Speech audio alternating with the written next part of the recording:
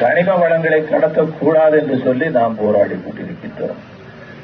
இந்த மலையும் காடுகளும் உங்களுக்கு அதுக்கு மட்டும் சொந்தம் இல்லை. தயவு செய்து புரிந்து கொள்ளுங்கள். ஏங்கதை என்னோட முடியக்கூடியது. என்ன பிள்ளைங்க கிடையாது, குட்டியும் கிடையாது. ஆனால் நீங்கள், உங்கள் குழந்தைகள், உங்களுடைய பேர பிள்ளைகள், அவருடைய பேர பிள்ளைகள், இப்படி தலைமுறைக்கும் இந்த மாவட்டத்தில் இருக்கக்கூடிய 20 லட்சம் மக்கள் எந்த ஜாதியாக இருந்தாலும், மதமாக இருந்தாலும், எந்த அரசியல் கட்சியை சேர்ந்தவராக இருந்தாலும் அவர்களுக்கு சொந்தமானது இந்த கனிம வளம். சாதாரணமா அடித்து பழத்துக்கு போட்டு வீட்டுக்கலாம். இதெல்லாம் என்ன தீர்வு காண போறீங்க? நான் உங்களுக்காக வேலை செய்வதற்காக சபதம் எடுத்து பணியிலே இறங்கக்கூடியவர்.